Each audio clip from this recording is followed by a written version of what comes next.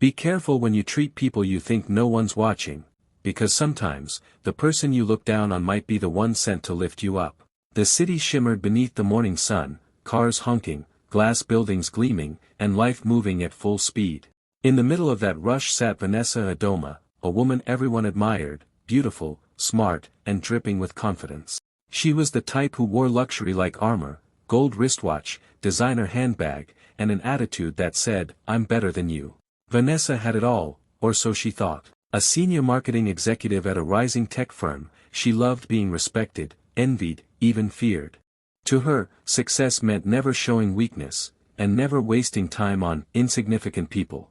But fate had other plans. That Monday morning, she had a big presentation at work, one that could earn her a promotion and a bonus large enough to change her life. She woke up early, rehearsed every line, and looked into the mirror with a confident smirk. "Today's my day," she whispered. She stepped into her car, a sleek silver SUV, and drove off, humming to upbeat music. Everything was perfect. Until, halfway through the highway, her dashboard began flashing red. Beep, beep, beep. Her car jerked once, twice, and stopped. "No, no, no," she screamed, slamming the steering wheel. "Not today."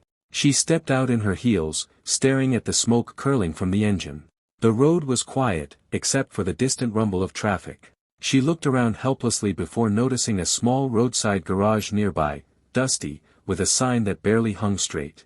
"Kofi's Auto Repair." Vanessa sighed dramatically.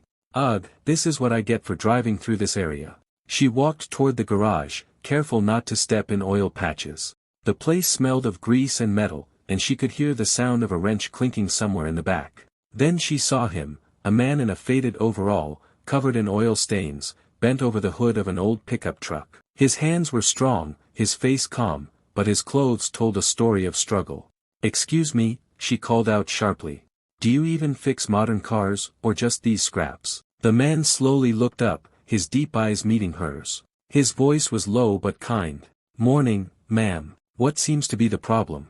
"The problem," she snapped, "is that I'm late for work and my car broke down.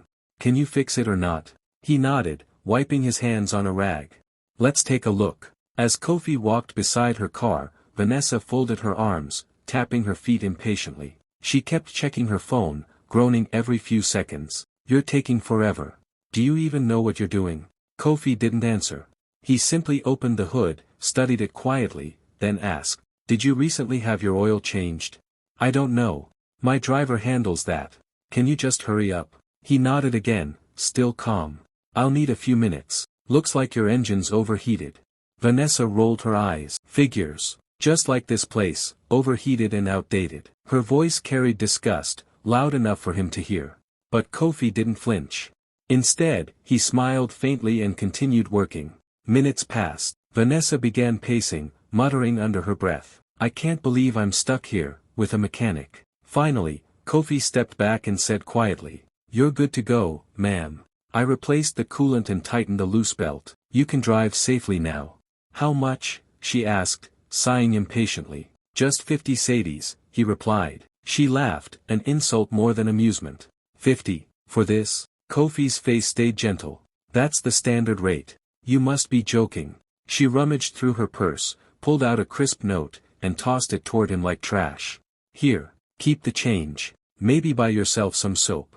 The words hit him like a slap. For a moment, he stood frozen, not from anger, but from disbelief that someone could speak with such cruelty. But instead of replying, he simply picked up the note, looked at her, and said softly, "May life be kind enough to teach you what you've forgotten." Vanessa frowned. "What's that supposed to mean?" "Respect," he said. "It's free, but the lack of it costs more than you can afford." Before she could respond, he turned and walked back into his garage. Vanessa scoffed, got into her car, and drove off, muttering insults the entire way. But deep down, something in his tone stayed with her. That day, nothing went right. She arrived late, missed the first half of her presentation, and fumbled her words in front of the board. Her boss frowned, colleagues whispered, and she felt the heat of humiliation. "What's wrong with me today?" she muttered, staring at her reflection in the restroom mirror. But somewhere in her mind, she kept hearing his words, "May life be kind enough to teach you." Little did she know. That lesson was already on its way.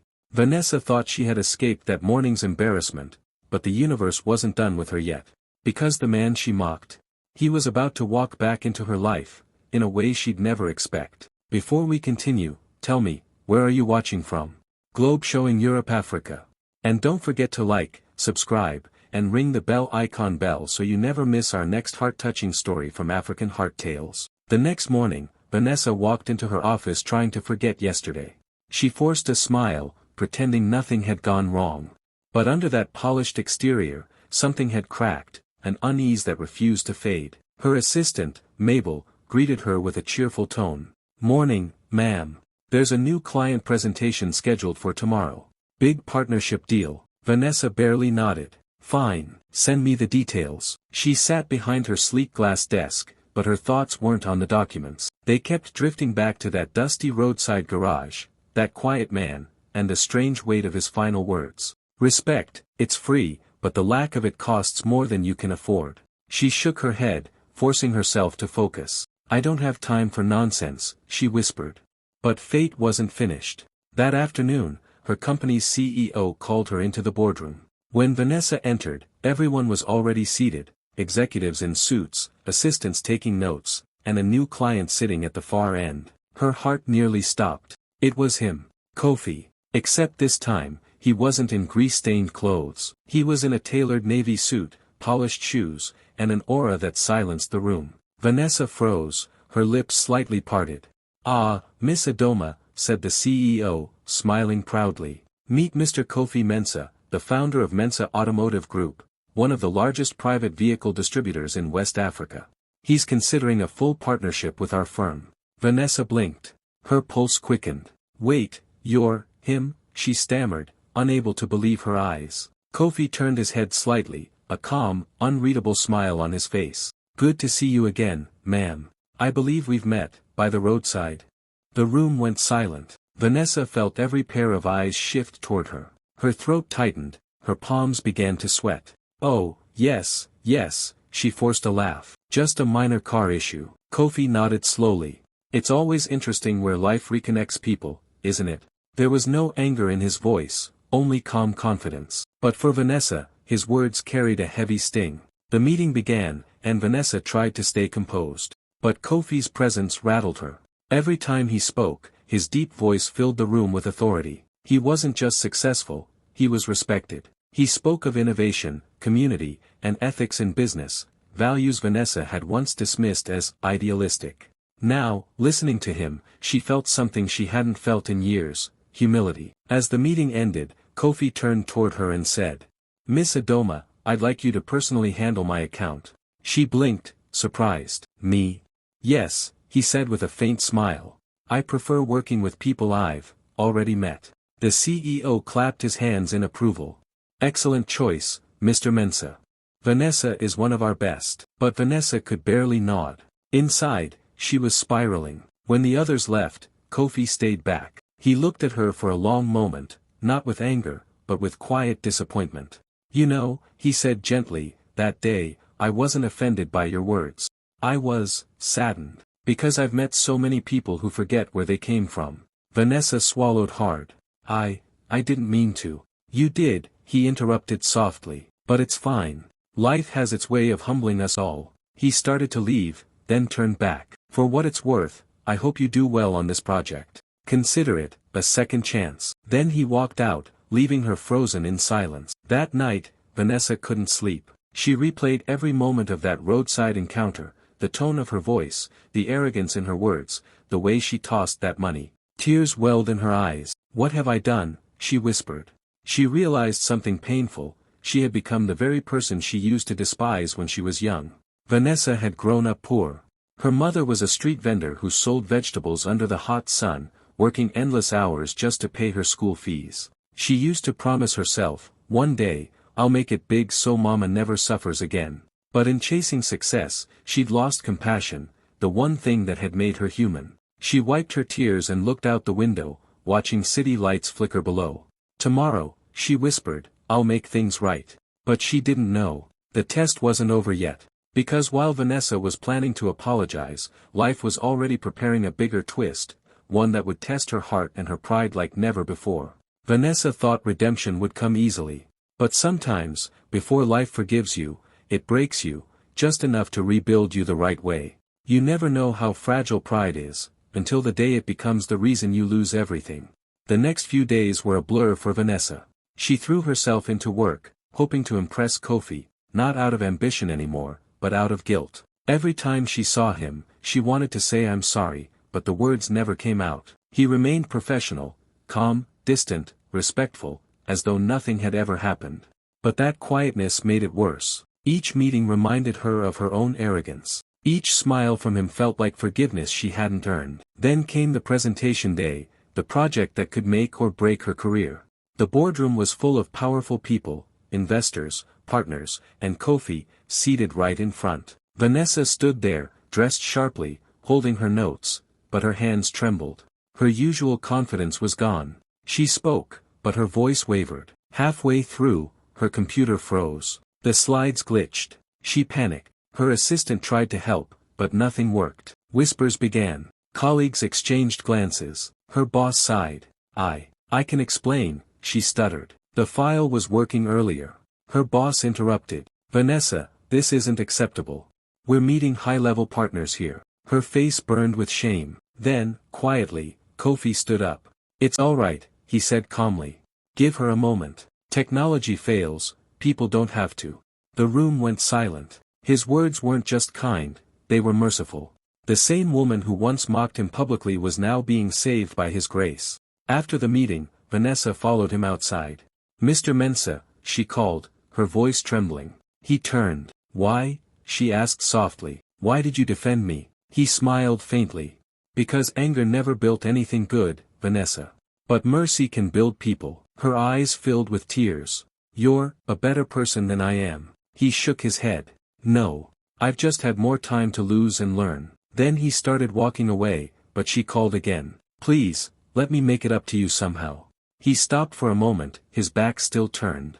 Do better. That's enough. And then he left. That night, Vanessa sat in her apartment, staring at an old photograph of her and her mother.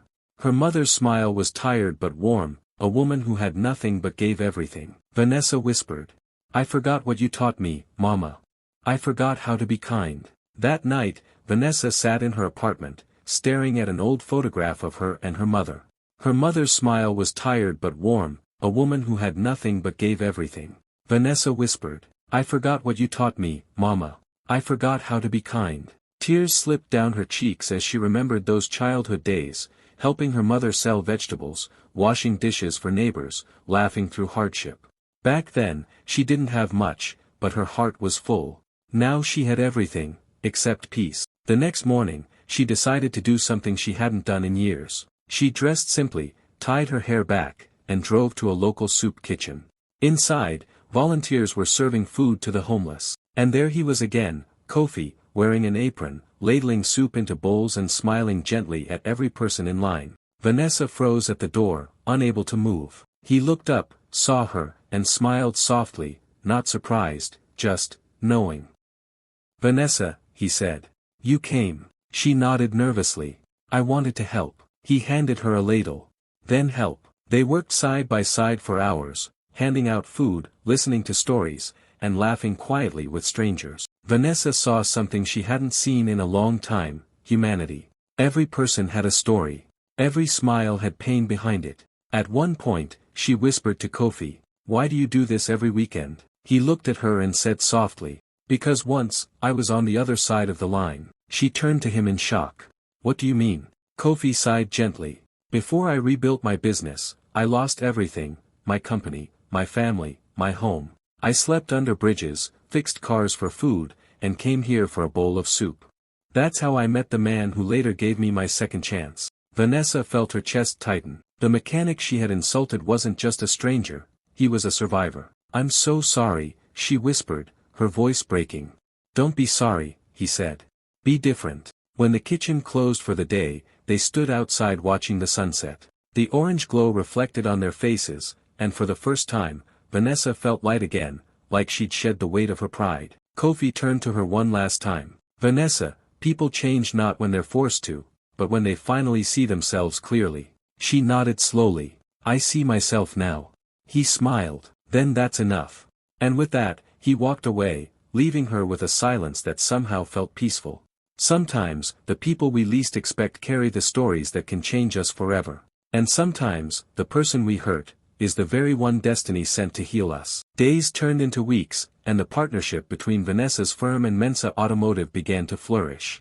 But for Vanessa, it was more than business now. It was redemption. She showed up early, stayed late, and treated everyone, from the janitor to the chairman, with genuine respect. Her colleagues noticed the change. Vanessa's, different lately, they whispered, softer, kinder. Even her boss, once skeptical, praised her new attitude. But the more she grew, the more curious she became about Kofi's past. Who was he, really? How did a man who once fixed cars on the street become a multimillionaire automotive mogul? One Friday evening, after a long meeting, Kofi offered to drive Vanessa home. At first, she hesitated, but something about his calmness made her agree. As they drove through the city, Vanessa finally asked the question she'd been holding in for weeks. Kofi, that day, at the garage, you said you'd lost everything once. What really happened? He was silent for a moment, his eyes fixed on the road. Then he began to speak, his voice steady but heavy. 5 years ago, I owned one of the biggest mechanical engineering firms in the region. We were thriving, contracts, investors, everything. I thought success would last forever. He paused, exhaling deeply. My own brother, my blood, forged my signature on documents that transferred ownership. I trusted him completely. By the time I realized, it was too late. I lost the company, my home, even my marriage. Overnight, I went from CEO to nothing. Vanessa's heart ached. That's awful. He nodded slowly. It was. I had nowhere to go. I lived on the streets for months. I fixed cars just to eat. People crossed the road to avoid me, some even insulted me. But one day, a man came by. He was a former client who remembered how I treated him with kindness when he was struggling. He helped me start again, gave me a small loan, believed in me. I began fixing cars again, but this time with purpose. Eventually, I built something bigger, stronger. He smiled faintly. That's why I'll never look down on anyone. I know what it means to fall, and rise again. Vanessa sat quietly, tears forming. And the garage where I met you. That's where it all started again, he said softly. I go there sometimes, to remind myself never to forget where I came from. Silence filled the car. Only the hum of the engine remained. Finally, Vanessa whispered, Kofi, I wish I had known your story before I said what I did. He shook his head gently. You weren't meant to know. That day wasn't about me, it was about you. Sometimes, life brings us face to face with ourselves, disguised as someone else. Her throat tightened. You're a remarkable man. He smiled, looking straight ahead. No, Vanessa. I'm just a man who chose grace over anger. They reached her apartment building, and before she stepped out, Kofi handed her a small folded paper. What's this? She asked. An invitation, he said. We're opening a new automotive training center this weekend, a place for young people who can't afford college. I think you should come. She nodded, touched. Of course. When he drove off, she stood there watching the taillights fade into the night, her heart heavier yet strangely lighter. The next day, Vanessa arrived at the Kofi Mensa Foundation Training Center, a modern, brightly painted facility bustling with energy. Young men and women in uniforms were learning mechanics, computer diagnostics, and engineering basics. As Kofi spoke at the podium, Vanessa watched him, humble yet powerful. He talked about second chances, about lifting others instead of judging them, and about the dignity of hard work. Then he said something that made the entire room go silent. There was a time when I stood by the roadside, fixing cars with my bare hands. Many looked at me with disgust, but one woman's words stayed with me, not because they hurt, but because they reminded me that I'd never stop proving kindness is stronger than pride. Vanessa's breath caught. He didn't mention her name, but she knew. Every word was meant for her. Tears welled in her eyes. She clapped softly, then louder, until the whole hall joined in. After the ceremony, Kofi approached her quietly. I wasn't trying to embarrass you, he said. I know, she whispered. You were trying to heal me. He smiled. You healed yourself. I just watched. That night, Vanessa sat on her balcony, staring at the city lights, the same city that once felt too big, too cold, too competitive. Now, it felt like home again. She opened her phone and began typing a message to her mother. Mama, I met someone who reminded me of you, your strength, your kindness. I'm learning to be that woman again. She pressed send, and smiled through her tears. Weeks passed since the opening of Kofi's foundation. Vanessa had started volunteering every weekend, helping organize scholarships and mentorship sessions for young women. For the first time in years, she felt peace. But one Sunday morning, as she arrived at the center, she found Kofi sitting alone under a mango tree, gazing at the horizon. He looked thoughtful, almost sad. "Morning," she said softly. "You look like you're solving the universe's biggest mystery." He smiled faintly. "Maybe I am. What's wrong?" He hesitated, then replied. "We just got approved for a massive government partnership. It could change everything for the foundation. But the funny thing is, they want someone with corporate strategy experience to lead it. Someone like you."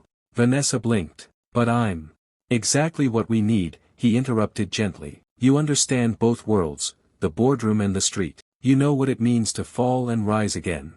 You've lived it." She was silent, emotion tightening her chest. "Kofi, are you sure? After everything I said, everything I..."